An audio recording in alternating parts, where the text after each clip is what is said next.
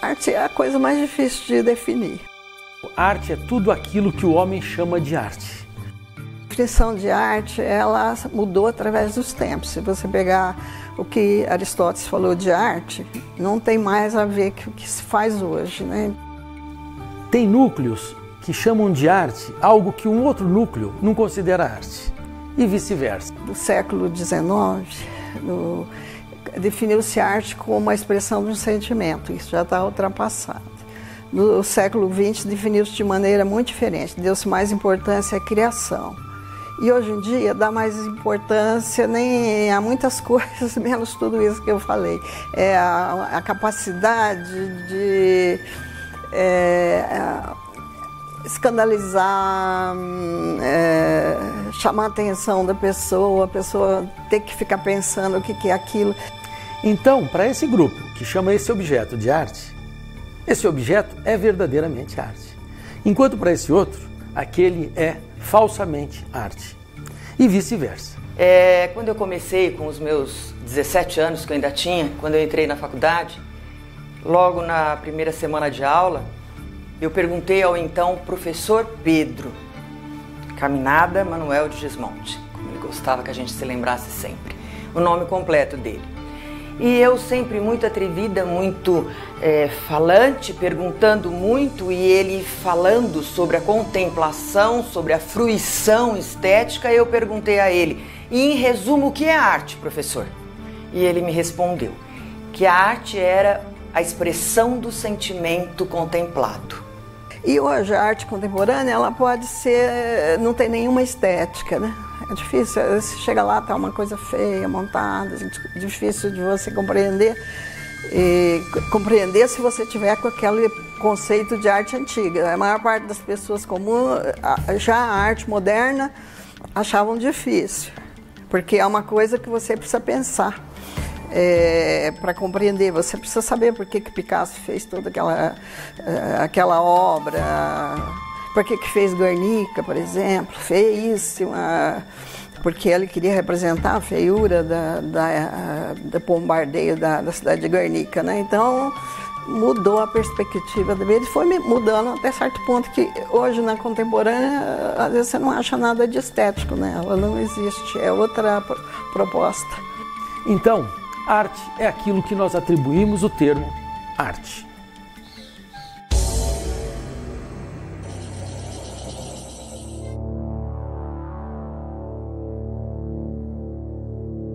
Passando Vaccarini foi, acho que a pessoa mais incrível que eu conheci, que eu pude conviver em todos os aspectos, né? Como pai, foi maravilhoso, foi um super pai.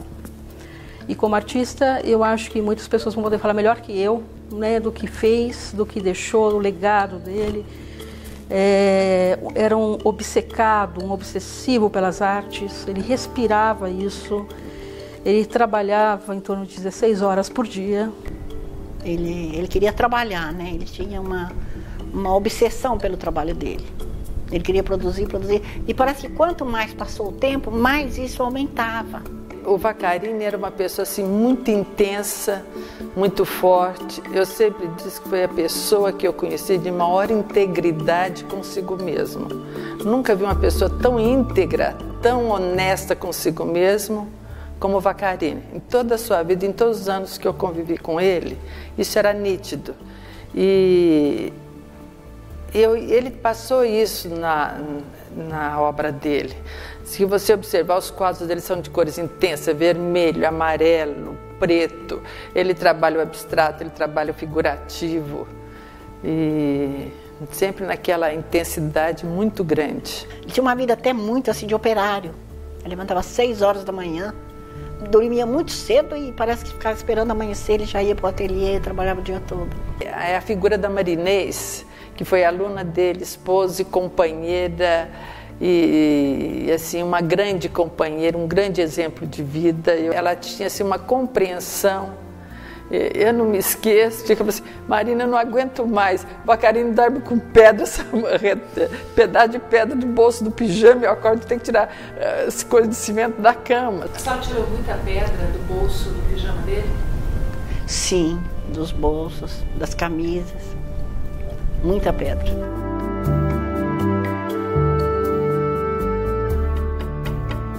ele tinha uma coisa que era uma docilidade muito grande e um lado muito feminino, né? E que num país que a gente tem o latino-americano, a cultura muito forte, isso é, né, fica muito diferente. Então ele era um feminista, ele era um amante das mulheres, ele era muito meigo, né? Ele tinha uma voz muito doce, muito suave, ele era muito calmo, muito tranquilo. E ele, eu acho que tinha um jeito muito encantador, muito especial mesmo, de estar lidando, né, conversando, se relacionando. E como professor, eu também vejo, quando encontro alunos, tanto do vocacional quanto da universidade, apaixonadíssimos. O professor Vaccarini, eu acho que ele era um encanto. Eu me lembro muito dele ainda já nos anos 70. Durante todos os 70, eu fui aluna dele entre 73 e 79, 80, com certeza. Sempre muito perfeccionista, muito exigente. A quantidade de telas, de exercícios, de propostas que ele nos pedia era uma coisa assim, quase que feita de maneira industrial. Eram 10 para a próxima aula, eram 15 para a próxima aula e ele não tinha medida. Mas eu acho que isso era muito do espírito artístico dele. Ele era um artista que a gente percebia que no contato com o fazer artístico dele, né, ele não tinha medida. Ele se dedicava como um todo, ele se dedicava. A gente percebia a força com que ele colocava aquela bisnaga na tela, então você percebia que ele também não tinha medida. Como ele também não tinha medida na escultura. Eu digo que ele não tinha medida porque ele não tinha horário. Ele não era aquela pessoa disciplinada que dependia de determinados momentos para poder fazer. Então ele se imbuía desse fazer, que na verdade esteticamente é o grande prazer, né? Então era onde ele ia fazendo cada vez mais. Eu acho que isso ele tinha com relação a nós, seus alunos, né? Então ele cobrava na mesma violência assim, de solicitação. Com o Vaccarini eu conheci na década de 60, quando abriu o ginásio vocacional em Batatais. Ele lecionava lá, minhas irmãs também. E foi quando eu entrei nas artes plásticas, coincidentemente, eu entrei nas artes plásticas aqui em Ribeirão Preto, na antiga escola do Cine São Jorge. E aí eu tive um relacionamento mais próximo com o Vaccarini, porque eu ficava com ele de manhã no vocacional, fazendo estágio, e à tarde eu vinha para a aula, e tinha aula com ele também. Mas como professor ele era perfeito. E a última lembrança que na verdade me traz assim uma paixão muito gostosa ainda, né? Eu acho que foram as duas especializações que eu fiz com ele, do Laboratório Vivencial do Artista no Teatro e a sobre cenografia e indumentária. Tem uma passagem de um professor que ele tinha uma matéria de arquitetura, onde tinha a área de exatas, e o professor, né, ele viu que ele estava com dificuldade e já sabia do talento dele para as artes, e no dia da prova o professor entregou a prova feita, né? Foi distribuindo, aí quando ele olhou a prova estava feita.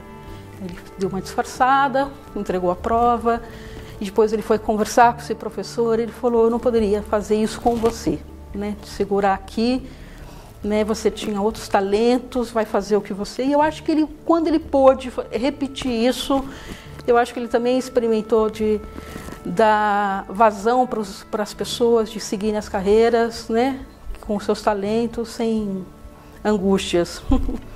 Nunca pensei em viver o aprendizado de alguma coisa que fosse cênica e composição cênica ao mesmo tempo. E chegávamos ao ponto, quando de fato chegamos, encenei com ele naquela época, a Dama das Camélias, fazia o papel da Margarida, e ele uma vez brincando comigo falou: eu só te dou 10 se você chorar. E eu tinha uma terrível ansiedade e preocupação com aquilo, e eu ensaiava com meu pai e minha mãe todas as noites, televisão era pouca naquela época, e eu ensaiava o texto de forma que meu pai e minha mãe pudessem ser o meu crivo principal. E um belo dia, falando naquela empolgação, eu esbocei uma emoção. E eu vi que nos olhos do meu pai ele ficou muito vaidoso, como se ele estivesse vendo uma filha encenar alguma coisa. E eu, trouxe isso comigo. E é claro que minha mãe propositalmente me ajudou com alguns, naquela época tinha um cristal japonês que a gente passava para enxaqueca, e naquela época então eu usava e me ajudou muito a poder chorar. Mas eu livremente consegui a emoção. E aí ele me deu 10. Eu convivi com o Vaccarini, compreendendo um pouco mais do Vaccarini. Muita gente entendia o Vaccarini como alguém que estava um pouco fora do chão. É o contrário, eu acho. O Vaccarini era muito próximo do chão. Aquilo que o Vaccarini, que ele trazia, aquilo de sentimento, de valores, de crença, era tudo colocado todas as coisas eram colocadas nas obras dele.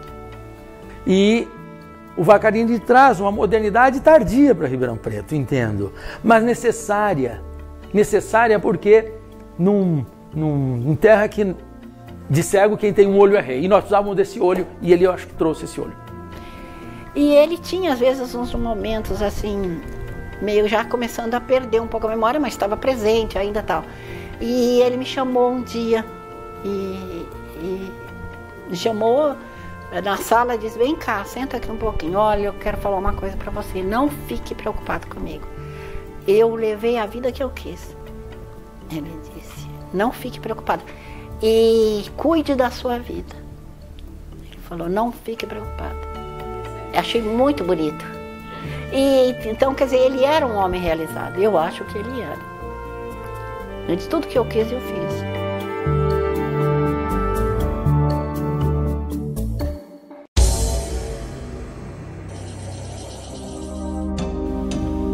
Quando eu nasci, ele já era o marido da minha avó, então ele foi o meu avô.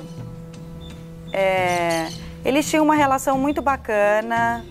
Eu acho que a minha avó, que era uma pessoa super clássica, extremamente educada, foi muito feliz de ter casado com o Pedro, porque ele era diferente, ele era uma pessoa exuberante, eles eram os opostos.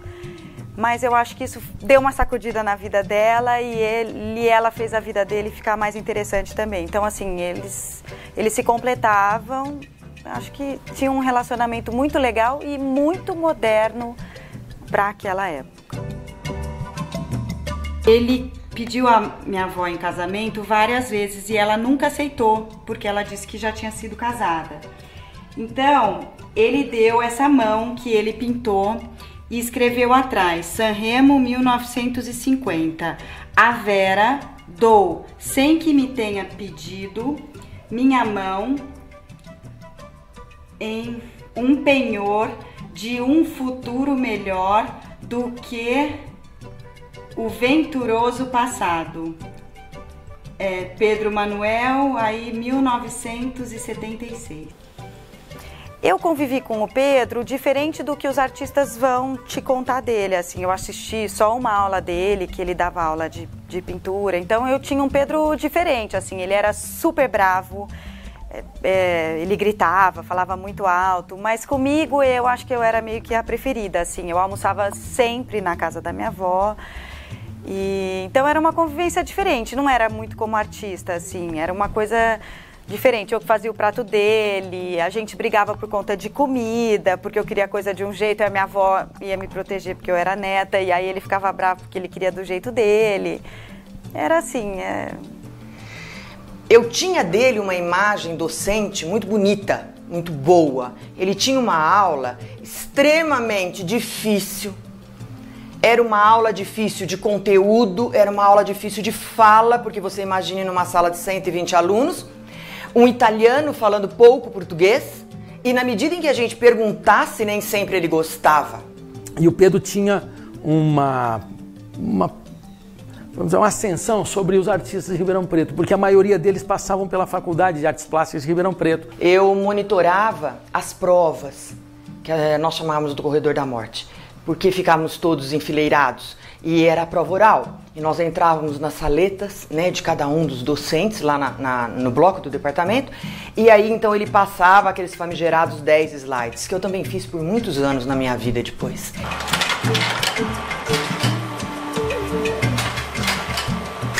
E ele passava e nós tínhamos que saber, e era 0 ou 10.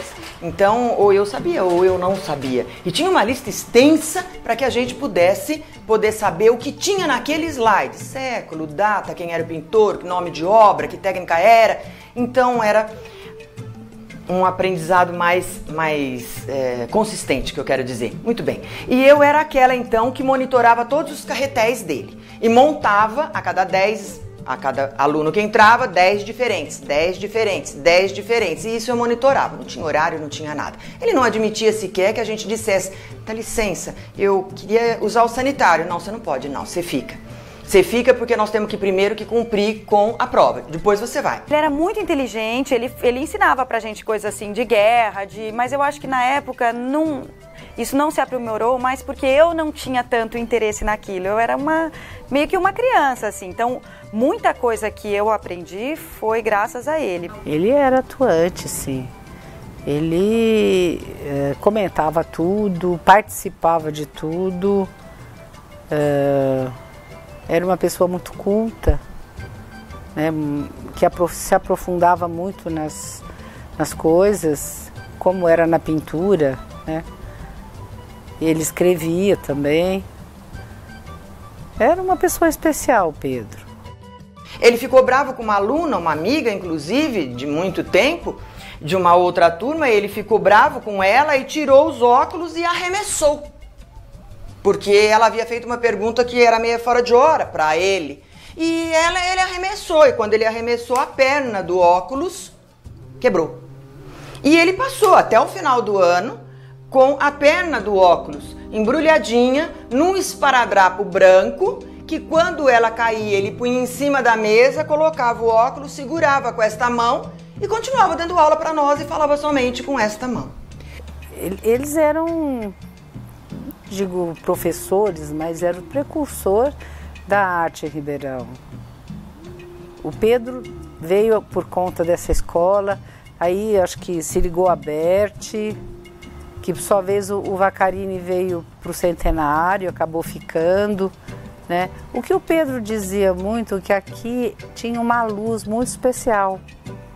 E essa luz atraía muitos artistas. Ele produziu gravuras e pinturas, é lógico, com referências até da arquitetura italiana. Mas o que vai marcar a produção dele mesmo é essa questão da paisagem do interior, principalmente paulista. Eu acho que a arte do Pedro era uma coisa... não era meiga, não era doce. Eu acho que ele tinha a singeleza artística no próprio temperamento dele, os dois lados que todos nós temos, mas era muito mais expressiva, mais expressionista, era mais... ela era mais pastosa.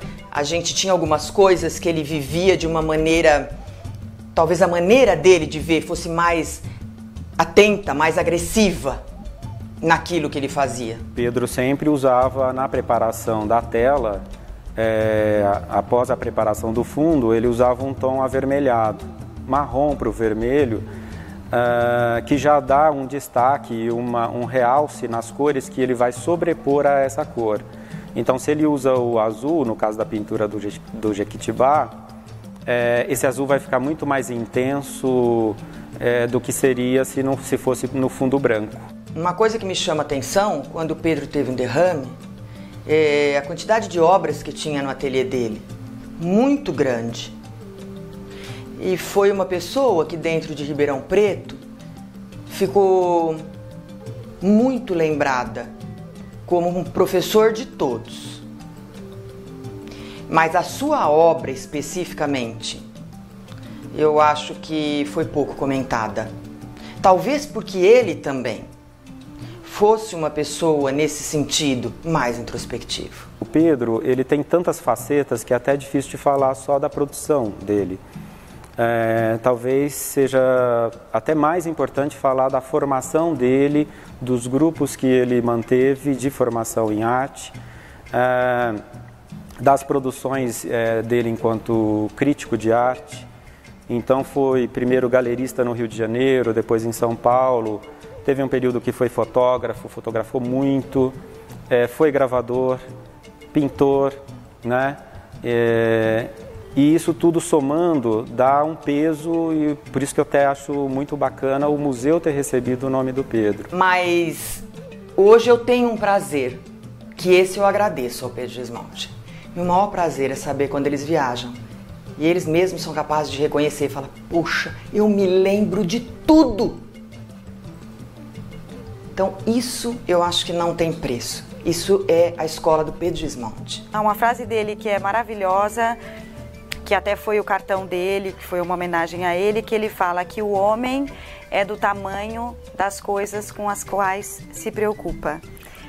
Hoje, essa frase faz muito sentido para mim, assim, ainda mais no mundo que a gente está vivendo hoje. Eu acho que isso que foi uma frase que tem no cartão postal dele, que eu não tenho aqui, mas eu acho maravilhosa. O homem é do tamanho das coisas com as quais se preocupa.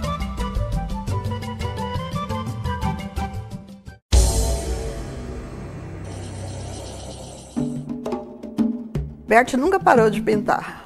E quando pintava, ele nem comia.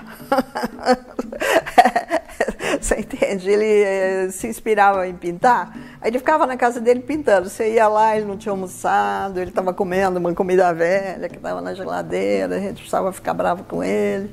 Até para buscar o salário, ele não parava. Leonello Berti foi o artista que eu gostaria, como jovem que era na época que eu tive contato com ele, de ter um contato mais estreito com ele, de maior proximidade, e não pude ter. Com o Berti eu não tive. Ele morreu precocemente e não deu tempo de eu construir uma amizade com ele. Viveu a Segunda Grande Guerra, ele era adolescente nesse tempo. Ele sempre me dizia que quando bombardeavam Florença, porque bombardearam muito Florença, ele tinha que sair da cama, às vezes ele ainda estava dormindo, eles iam para o campo, disse que não iam, a mãe dele ficava até brava, porque ele tinha uns 14 anos, ele não tinha medo, ele não tinha noção do risco. Então ele viveu toda essa dramaticidade, perdeu o pai, viu cenas horríveis que de vez em quando ele me contava. Então foi daí que nasceu essa obra dele, que é uma obra dramática, emocional. Berti era aquele que eu tinha uma admiração especial pelo pintor expressionista que ele era. O Berti é um neo-expressionista. Por que neo? Porque o expressionismo é uma tendência da arte humana, porém ela teve um momento que teve o expressionismo como tendência, como estilo. E já tinha acontecido esse expressionismo. O Berti retorna a esse expressionismo, né? Que é essa expressão do sentimento, da dor, essa obra que pode ser feia, que pode expressar até os defeitos humanos. Berti tem muito obras críticas que ele está criticando. Por exemplo, tem uma obra dos bispos, aquela que está ali atrás mesmo, é daquelas pessoas que gostam de ficar rezando na igreja, as carolas, e que na verdade não são gente boa, ficam falando mal dos outros. Então a obra dele assim, vai para o crítico. E é uma obra que de repente não é bonita. Agora ela expressa essa coisa da guerra muito bem. A gente percebe que o próprio temperamento deles, muitas vezes, contracenava na obra. Ao mesmo tempo que eu tinha uma sutileza de cor mais clara, mais fria, eu tinha aquela violência da cor mais forte, mais sobrecarregada. Então eu tinha nisso um ímpeto do próprio espírito criativo, do próprio espírito artístico dele. Nós tínhamos muito. A gente via muito isso nas obras dele. E obras, inclusive, que na maneira como ele puxava a cor no centro do quadro, você não distinguia a figura. Você só via como se fossem lambidas de pincel. O Pedro costumava falar que as flores do Berti eram bombas estourando, por isso que eu fiz questão de vocês verem este quadro. Então ele fazia... Você vê que não tem a forma de uma cor, que é uma coisa agressiva, né? Porque essas coisas tudo de ponta. Então ele tem importância pela essa fala do Pedro, que corresponde a um pouco a verdade. E ali estava o que ele queria dizer. E não na figura que ele compunha. poucas vezes ele ensinava para nós a compor através da forma. Então, nós não tínhamos a forma rosto para que eu pudesse compor. Mas através das cores, o contorno que me era dado pela cor, eu definia o rosto de quem eu estava fazendo.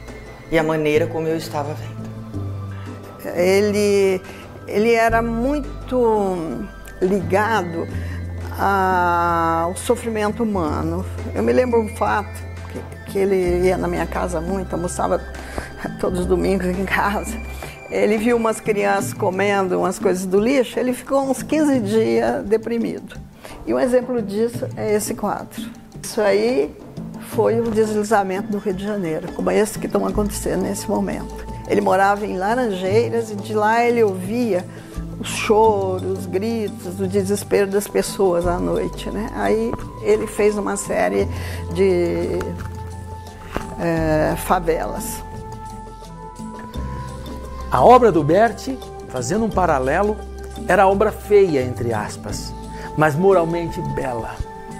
E eu tinha com o Berti uma relação, assim, eu tive curta relação com ele, mas de intensa admiração. Ele talvez nem tenha sabido que eu tinha tanta admiração por ele, mas o Berti era muito especial. Porque eu gostava muito do trabalho do Berti. O Berti tinha a mesma, como ele vindo da Itália, eu não sei se até onde ele teve a mesma, eu acredito que ele deve ter tido a mesma influência que o Baccarini teve. Porque a pintura do Berti é muito forte. É uma pintura forte, uma pintura assim, que ele usa muito de cores vivas, de texturas. Os quadros do Berti, se você ver, você não esquece nunca, sabe? E são assim, são exclusivos. O Berti é uma arte exclusiva.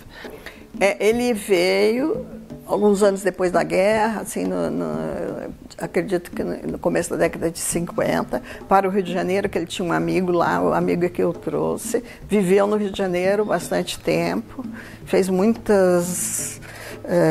pintou muito lá, participou de exposições, ganhou a Bienal do México. Aí depois, quando o Pedro veio para Ribeirão Preto, foi aí nos meados de 60, ele trouxe o Berti em 1966 para dar aula de pintura. O Berti de todos era o mais, acho que, tímido conosco na sala de aula. Falava pouco, trabalhava muito bem, mas era muito rápido, muito lépido para poder fazer as coisas conosco, principalmente as tintas, o manuseio, e era uma pessoa muito querida. Ele era o nosso paraninfo de turma, então foi quando ele faleceu, que era paraninfo desta terceira turma. Faleceu naquela semana do 14 de fevereiro, não me recordo se 3 dias antes, 2 dias antes, qualquer coisa assim. E nós não colamos grau. Mas era um querido, era uma pessoa especialíssima, tinha uma delicadeza e uma coisa que a gente sempre memorava, de certa forma, a delicadeza com que ele lidava com a cor. Ele não tinha delicadeza para lidar com o pincel, não era a técnica, era uma delicadeza que ele tinha para lidar com a cor. Parece que ele escolhia aquilo que de mais delicado, elegante, cativo, aquilo que mais adoçasse, pudesse aquele trabalho que a gente estava fazendo. Então a gente tinha assim um afeto muito grande por ele.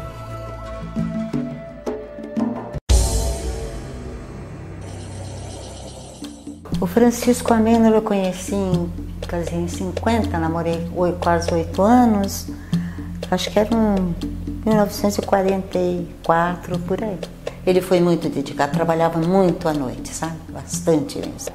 Ele acordava e me chamava para ir ver o trabalho dele, eu pedia opinião, tanto é que eu separava às vezes os quadros. Para mim, ele foi a faculdade que eu não tive. Ele dizia ser sempre um operário, e ele era mesmo um operário. Ele trabalhava com a tinta, ele fazia a própria tinta numa fase muito longa. Ele preparava tinta, ele preparava materiais, e ele misturava serragem, misturava tecido, misturava papel. Então ele ia experimentando, sempre experimentando muito. E nessa experiência, eu acho que ele achou em Ribeirão Preto um espaço para poder fazer isso, né? Onde a crítica talvez não fosse tão algoz, né, tão feroz, porque ele ousou fora do eixo, né, das grandes cidades, das grandes capitais, e hoje estuda-se a obra desses artistas que vieram para o interior, os modernistas do interior, como um movimento bastante importante na arte brasileira, na arte modernista brasileira. Através deles, nós começamos realmente uma formação em artes plásticas em Ribeirão Preto a partir do movimento moderno. É um modernismo tardio, mas foi o que eles herdaram, que eles trouxeram. Né? O Amêndola para a escola de arte, Pedro também, o Bete, que depois também foi professor da faculdade, da escola e faculdade. Então essa formação foi marcada, essa geração foi marcada por esses artistas. O curso de artes, ele foi criado pelo Vaccarini em 57, junto com o Lazzarini, que ele criou um centro de artes plásticas, depois criou a escola de artes plásticas, que foi muito ativa na década de 60. A primeira leva da escola era Vaccarini, que é o mais antigo, Amêndola, Sotelo, Pedro, que veio depois, Berti. E aí Fúvia também já iniciou na escola. Quando ela se formou, ela foi ficando na escola. Eu acho que meu pai foi um grande formador. Né? Um grande formador e ele formou pessoas. Então ele é amado por muitas pessoas. Meu pai deu às pessoas recursos pessoais para que a vida fosse um pouquinho melhor, ou menos estressada, ou mais fácil de ser compreendida. Tem uma mensagem, eu não sei, a única mensagem que ele dizia para mim é o seguinte: Thor, nunca vá ao cinema para se divertir, sempre vá ao cinema para aprender alguma coisa. Isso ele me falava constantemente. Meu pai dizia que a educação pela arte livra o indivíduo do autoritarismo, né? A arte para ele era sempre um movimento de liberdade de expressão. Tanto é que ele, como artista, na década de 50, 60, na época da ditadura militar, ele chegou a ser perseguido pela direita e pela esquerda, né? Meu pai era realmente um livre pensador. E isso incomodava um pouco, porque era difícil, né, as pessoas fazerem a leitura do que ele estava querendo dizer, ou se é que ele estava querendo dizer alguma coisa, porque ele era bastante explícito, né? Não tinha tantas entrelinhas, não. Meu pai sempre foi um homem muito crítico e um homem muito... meu pai conquistou bastantes inimigos no mundo artístico dele, e muitos amigos também, né? Mais amigos do que inimigos, mas sempre foi um homem muito crítico, um homem que sempre... meu pai escrevia muito sobre crítica, um homem extremamente ilustrado, com uma formação muito profunda em arte, então ele conhecia bem o assunto. E isso gerou textos que ele colocava em jornais, essa coisa toda. Entendeu? Eu acho que ele não foi um articulador político. Eu acho que ele poderia ter sido um articulador político. Eu acho que ele foi um homem, eu diria assim, meu pai era um lorde. E ele viveu essa nobreza dele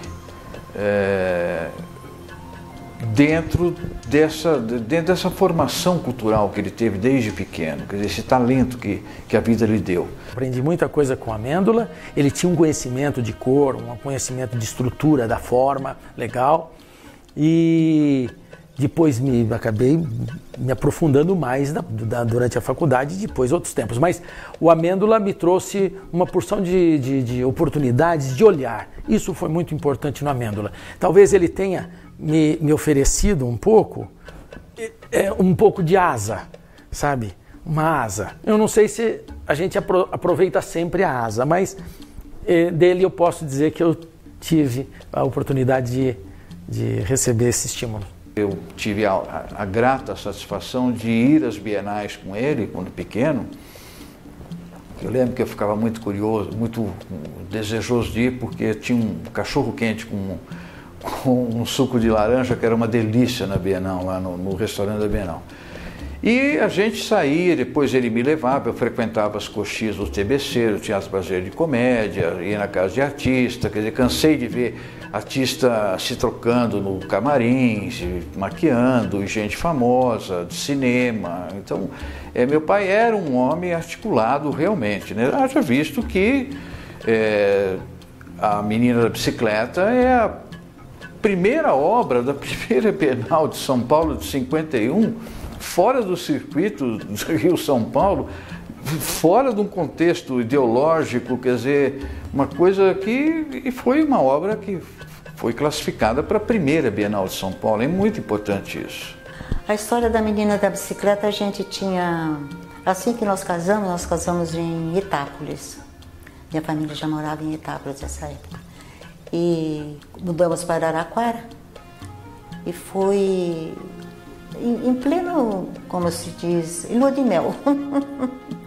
Eu peguei uma bicicleta, fui passear na avenida e ele veio com a máquina dele, fotografou, depois ele pintou o quadro. Eu acho que a grande experiência em Ribeirão Preto foi o Ateliê 1104. Como é que começou o Ateliê 1104? Eu não lembro quem é que teve ideia, quem é que descobriu o local. Álvares Cabral 1104. Isso foi fantástico. A Amêndola foi uma peça decisiva porque ele, como bom marceneiro, ele fez prateleiras, ele fez banquetas, ele ajeitou aquilo. E era um local tão rústico que tinha uma pia, do lado da pia tinha uma espécie de um balcão muito rústico, que serviria assim de bar, e do lado um sanitário. Eu desde pequeno sou músico por formação, estudei piano clássico desde os 5 anos de idade, e eu tinha um professor na época chamado Gilberto Tinetti, que era um tremendo no concertista. Eu assisti Gilberto Tinetti dando um concerto no Ateliê 1104, gratuito. Quem que participava do ateliê? O Amêndola, o Vacarini, o Divo Marino, a Deli de pintores. Agora, começaram a aparecer outras pessoas também que pintavam. Então tinha performance e tinha escolinha. E eu resolvi aproveitar aquele espaço para, durante o dia, me instalar como dirigente, como apoiadora de arte infantil. Então as minhas lembranças são todas emocionais. A Érica foi minha aluna, o Thor. Mas eu fazia escola de artes com a Lourdes Sampaio. Então, durante o dia, o 1104 era escola de artes, né? As crianças faziam escola de artes, pintura, desenho, argila, eu fazia muita escultura. E à noite abria inclusive para sessão espírita, né? Eles faziam brincadeira com o copo, tinha de tudo, era uma revista mesmo, né? Todo mundo ia para lá, ia bater boca, entende? Falar de governo. Então é isso, assim, porque não sei o que lá, papapá. Meu pai sempre foi um homem da vida, extremamente da vida, foi um homem que viveu a vida intensamente. É uma pessoa muito forte, né? Um educador muito forte. Ele não era afetuoso, mas o afeto vinha por outras vertentes, né? Vinha pela educação. E digo o seguinte, na doença dele foi o doente mais fácil que você poderia imaginar, entendeu? A satisfação dele de olhar para trás e dizer eu fiz o que eu pude fazer, foi muito bacana isso. Nunca reclamou de nada, nem de dor. Assim mesmo nem parou quando ele teve o AVC, né? Ele continuava, tinha um ateliê perto de casa, ele tinha um ateliê que ele dava aula lá, eu levava, trazia numa cadeira de rodas, né? Ele dava aula, quando terminava eu trazia. Mas eu vim para cá e quando eu ia para o hospital, eu nunca vi meu pai reclamar de nada, absolutamente nada. Ele sorria, tomava uma injeção e sorria, entendeu? Quer dizer, era um homem delicioso. Agora, um homem maravilhoso. O Amêndola foi uma criatura que acho que não faltou nada, entende? Viajou quase que o mundo todo, fazia exposições na Alemanha, nos Estados Unidos, na Itália, inclusive junto com a Fulvio Vacarini, né? Mas viveu bastante, viveu mesmo como ele quis.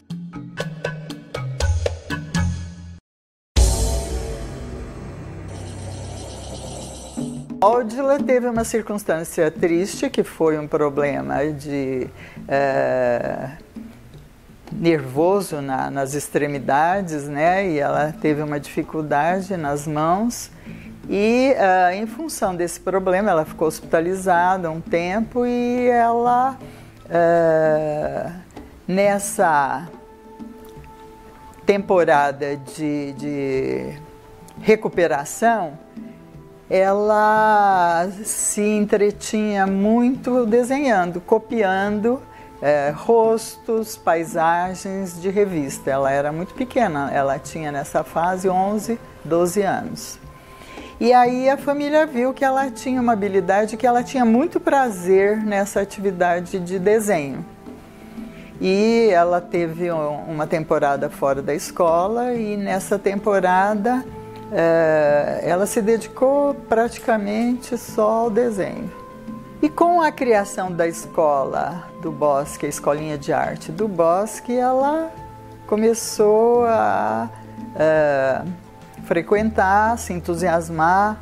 E uma pessoa que a incentivou, que descobriu praticamente a vocação, o dom e a estimulou de maneira assim fantástica, foi o Domênico Lazzarini. A mestrineira, ela não era da escola. Ela pintava na Escola do Bosque, que a Escola do Bosque era uma escola de orientação mais acadêmica, dirigida por Antônio Palocci. E o Lazzarini, que estava na escola de Araraquara, que foi uma escola também importante, com linha moderna, por conta de alguns artistas que também tiveram em Araraquara, só que ela fechou. Ela aprendia lá no Bosque e conheceu o Lazzarini. Então, ela mesma me disse isso, que tinha uma garagem na casa dela onde ela pintava. Então, o Lazzarini vinha bater papo com ela, ele não dava aula para ela, ele mostrava figuras da arte moderna e tal, e ela foi entrando na arte moderna via Lazzarini. Ela foi muito autodidata praticamente, né? Ela começou a se dedicar, comprar livros, estudar a história da arte, discutir. E a escola do Bosque propiciou isso. E também o Galpão dos Artistas na Álvares Cabral foi um espaço de debate, de polêmica, de discussão da própria produção dos artistas em Ribeirão e muito estimuladora a pesquisa, a experimentações, a buscas, né?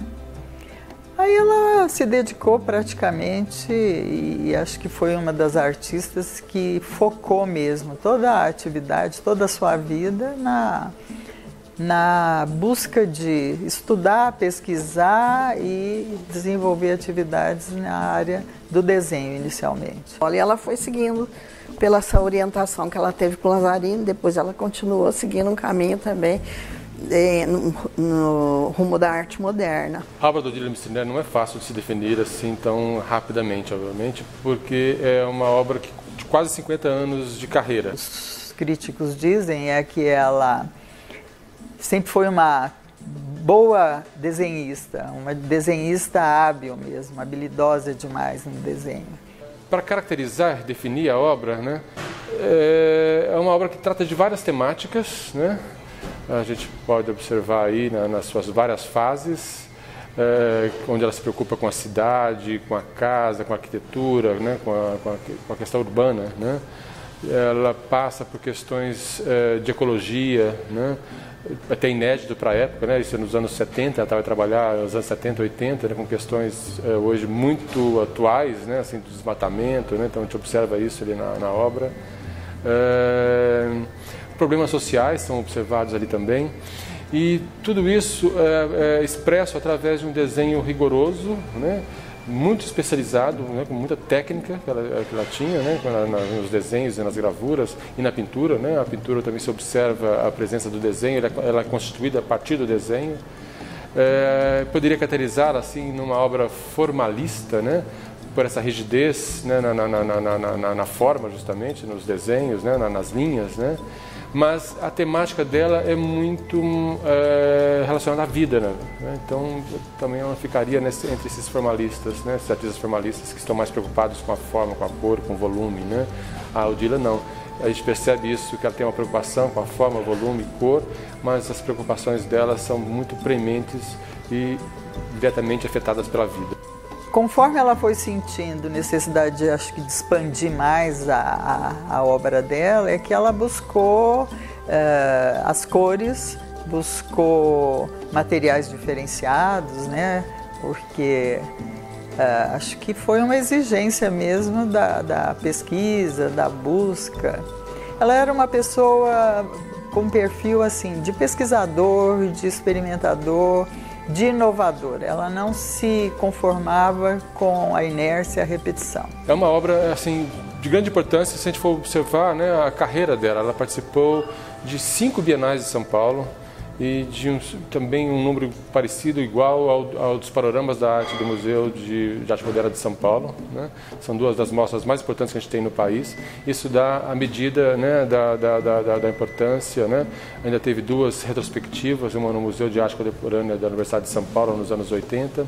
Diz o Tadeu Chiarelli, que é o diretor do MAC, do Museu de Arte Contemporânea da USP, diz ele, e eu concordo, que a melhor fase da Odila são os desenhos branco e preto do início, dos anos que ela recebeu o prêmio da crítica, ou que ela participou da Bienal, lá de anos atrás, são os melhores trabalhos dela.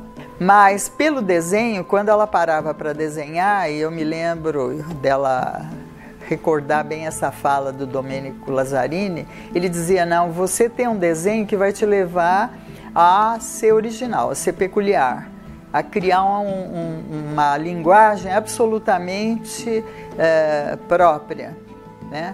E ele incentivou muito isso. Vai se desprendendo, vamos dizer assim, de inspirações, né? de artes, de obras, de artistas que te sensibilizaram e vai percebendo qual é a sua linguagem. Então eu acho que o grande mérito dela, pelo menos é o que os críticos dizem, é que ela tem uma linguagem muito própria e qualquer quadro, qualquer trabalho dela é facilmente reconhecível porque tem uma marca, né? Uma marca muito forte. A Odila não foi professora, né? Ela teve a dedicação dela, mas já tem uma produção também a partir do moderno.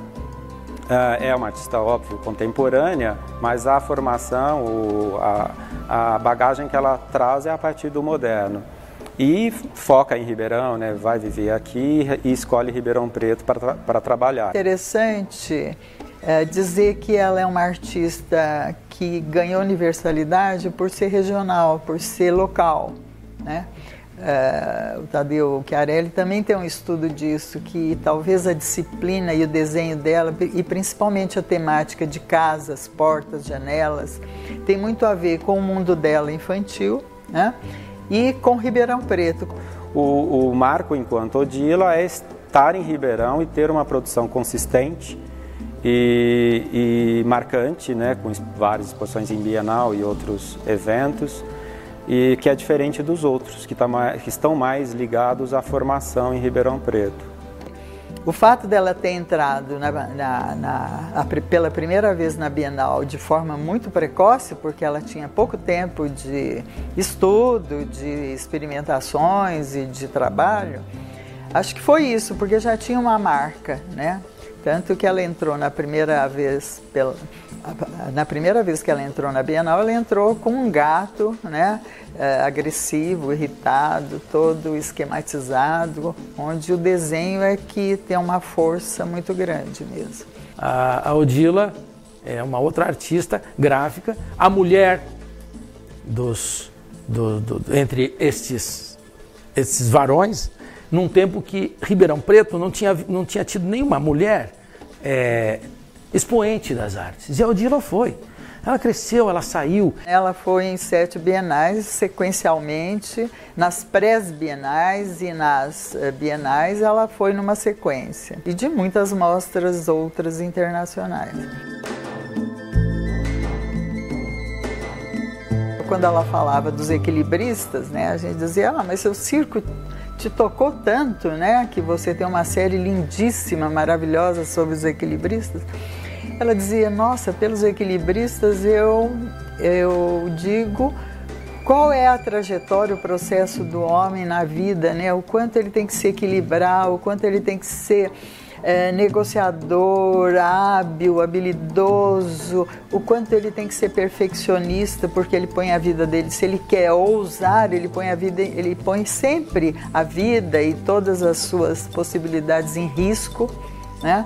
E todo esse viver é uma obra de arte.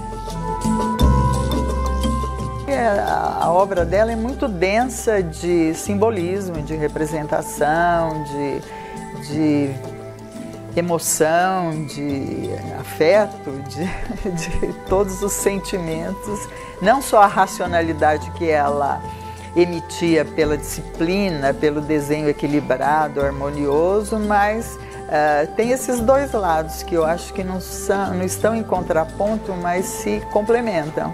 Né? De um lado, uma composição muito perfeita, ou na busca da perfeição, no equilíbrio, na harmonia, e de outro, um conteúdo cheio de amorosidade, de afeto, de vivências, carregado de ideias, de sentimentos e de posições diante da vida, do mundo, né? E ela dedicou praticamente a vida dela, acho que foi focada, centrada, né, na arte mesmo.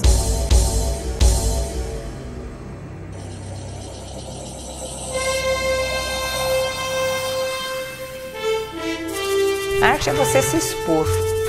Eu acho que é você se expor com naturalidade. A arte independe de partido político, independe de, como eu disse, de cultura, de igreja, de sociedade. Reflete tudo isso. Mas a criação do artista, o artista é a parte.